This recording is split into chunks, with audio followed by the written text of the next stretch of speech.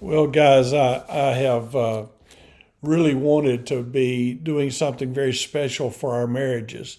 When you're a mentor and your life is so involved in others, you can get so consumed in your job, you kind of forget your spouse and don't do what you really ought to do there. So I just want to be brief and give you these. We're doing several in a row, and I just want to do that briefly. But I want to talk to you today. You're a mentor, you're a world evangelist, you're a church planter, you're doing all the things you're doing, and you need to make your wife a priority. And I want to talk to you about making your spouse your priority. And I want to use a story from Genesis chapter 29. And you don't have to look it up, I'll walk you through the story.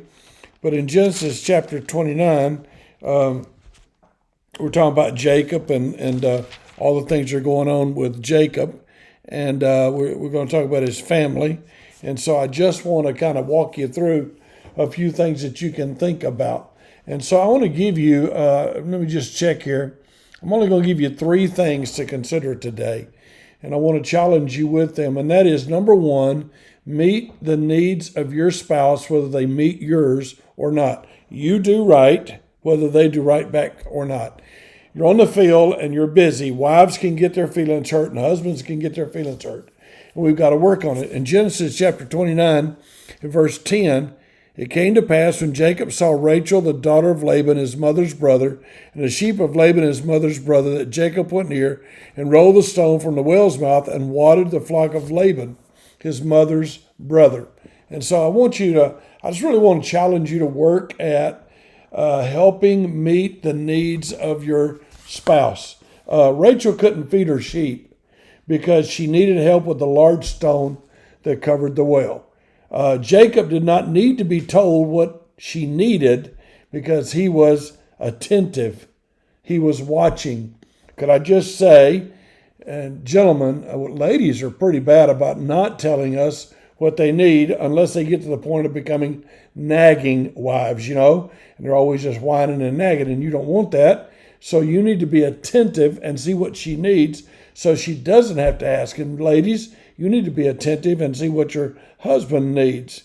The message today is not about you having a list to correct your spouse, but to look at you and your actions. So how can I make Betty my priority? How can I anticipate her needs before she ever mentions them? I want to make my wife a priority. Jacob jumped in and helped Rachel move the stone and water the sheep, and that was it. So are you attentive, watching, and caring? God has already met your needs before you even realized your need. That's the beautiful thing. And we're trying to be like Jesus, and he has already met our need. He is the author and the finisher of our faith. I didn't even know about salvation, and he took care of it, and he did it. He tasted death for all men.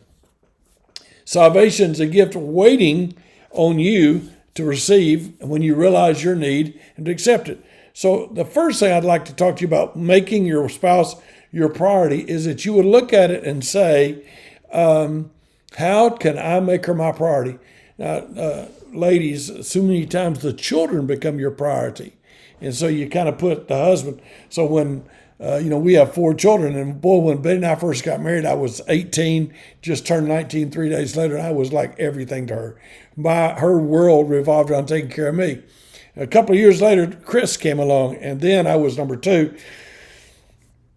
And then Stephanie and I was number three, and then with David, I was number five, and she would deny all that. We'd laugh and cut up about it. You know what I'm talking about. But in other words, the wife can make the children a bigger priority, but the husband can make the ministry a bigger priority. Language learning and cross-cultural understanding and all the things that we're doing, we can get more involved in that than we are taking care of our wife. And so I just wanted to say to you as a little reminder today, meet her needs, meet his needs, make them your priority. Another thing out of this little story this makes me think that we might want to use is Genesis chapter 29 and verse 20. And Jacob served 7 years for Rachel, and they seemed unto him but a few days for the love he had to her. So number two, I would think you can show your wife her importance, show your husband his importance by the investment of time. When you want to make your spouse a priority, they will get time. I know. You're like, duh. Everybody knows that, Austin. What? It's a big deal. But it is so easy. And I failed so much in this as I was raising my family and taking care of my children. One day, my oldest son said to me, the Peruvians have a dad, we don't. And though he was angry and he was trying to hurt me, and later on we fixed all that, but there was truth in what he said. Without a doubt, there was truth in it. And so we want to be very careful. Jacob saw her, Rachel, his future wife, and he said, boy, I like her. She is worth the investment of 7 years of his life. Now, I'll be honest with you. I doubt I was that patient. I doubt that I don't know that I would have invested like that. But that's what we want to do is we want to say to her, you are worth my time.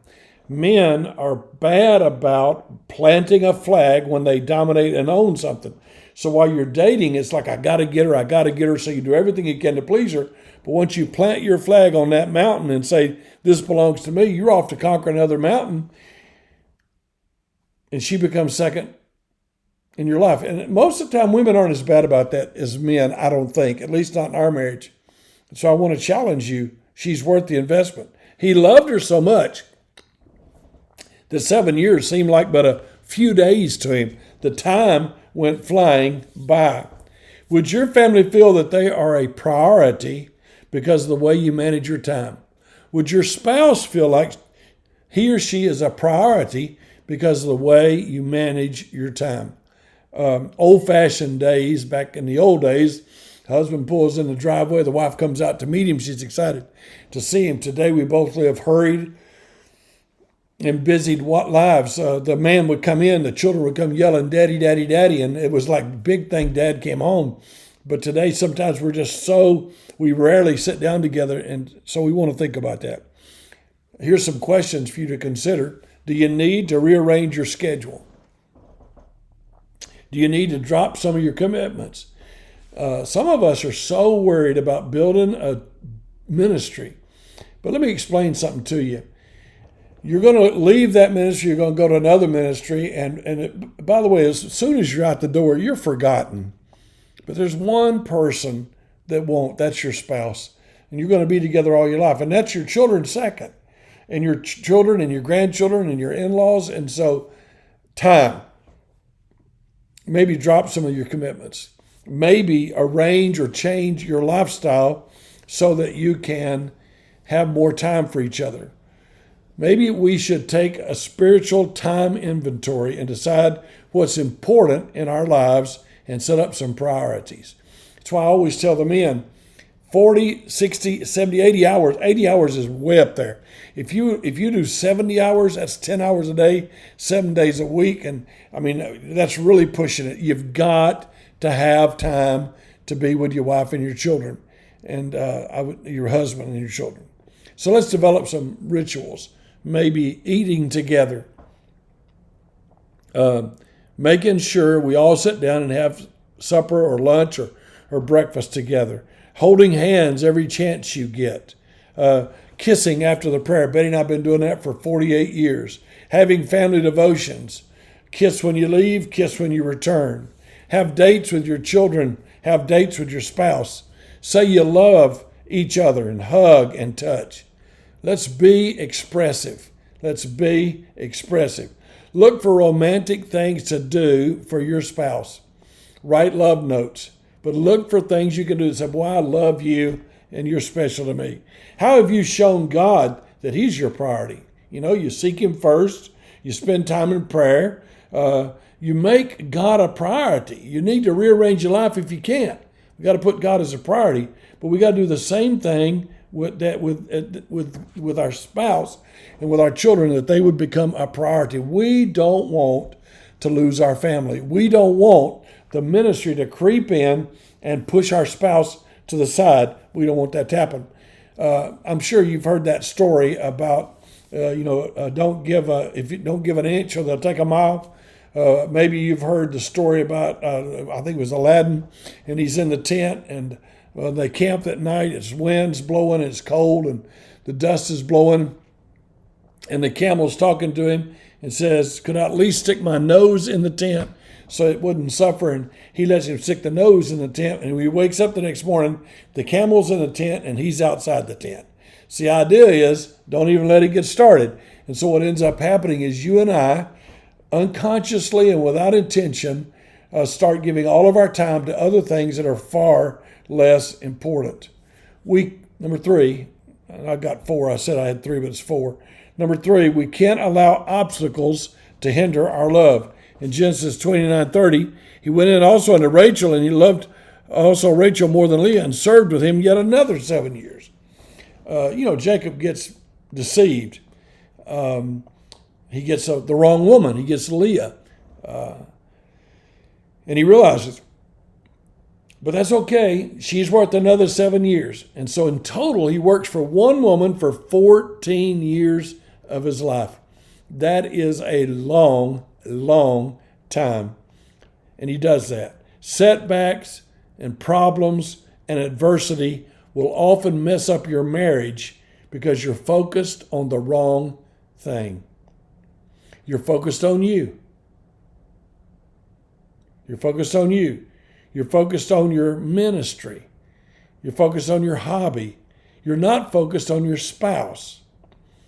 Don't criticize your spouse or allow others to do so. Fight fair. You know what could hurt most more than anything. Don't say it. Give your spouse some space. Don't be selfish in your relationship. Serve God together as a family. If we love each other, we're going to invest time. If we love each other, nothing's going to stop our love. If we love each other, we are going to meet the needs of our spouse. Let overcoming problems express your love. Let overcoming problems express your love. You're going to be in fights. You're going to lose a child, or your daughter might get raped, or your children might run away from home, but you stick together and you overcome problems together. No matter what it costs. And that's really the relationship you're going to have with God too, but for the sake of time, I'll move on. Love regardless of what your spouse can do for you. Love regardless of what your spouse could do for you. In chapter 29 and verse 31, the Lord saw that Leah was hated. He opened her womb, but Rachel was barren. She couldn't have babies. He loved her anyway. Jacob loved Rachel, even though she couldn't have children. She feels that her worth was devalued, but he keeps loving her without regard. He encourages her with positive comments, like Hannah's husband did. Hannah's husband, Samuel's mother, Elkanah, I think his name is, he says, honey, you're worth more than 10,000 children. Love me, it's okay. Am I not better to you than 10 sons, he says? 1 Samuel 1:8. Accept your spouse as they are. Don't ever hold back. Don't have any qualms. Don't have any pullback. Meditate on the good things about your family and your spouse. Meditate and say, boy, think about her and think about the way she moves and talks and acts. Think about your husband. Think about the way he works and the way he prays. Meditate. So what happens is when you think positive thoughts about your spouse, when accidentally you say something, positive stuff going to come out, because what's inside's what's going to come out. Have a funeral. Literally, think of what you would say at the funeral. Be honest. If you think you will act right. You see, it's amazing how at the funeral we all love our spouse. We love our mother. You love everybody when they die. It's like all of a sudden you decide, I'm not going to think about the negatives. I will think about the positives. So do that now. In your mind, say, what would I say? And do the right thing. If you think the right thing will come out. If they died, you'd do anything to get them back. You'd remember all the good times. You'd tell everyone about their good character. Let's just do that now. Seek God, not for what you can get, but because you love him, because he first loved you. Meditate on what he's done. Think about him. I wanted to just say a few things to you tonight and say to you, it's nighttime where I am, but I just want to say to you, make your spouse your priority. You're on a mission field. You're a mentor. And you're thinking to yourself that it's not that important. My family, you just kind of relegate it to the side. Don't do that.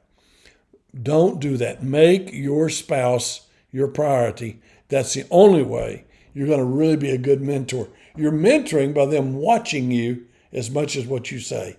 Build a good family. Thank you so much for listening. I love you. God bless you.